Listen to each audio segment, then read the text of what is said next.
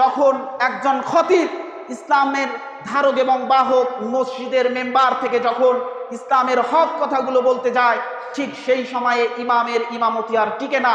এই রকম সমাজ ব্যবস্থায় আসলে দেখুন সেই সময়ে যখন সূরাতুল আসর নাজিল হয়েছে আর আজকের এই প্রেক্ষাপট মিলে যাচ্ছে।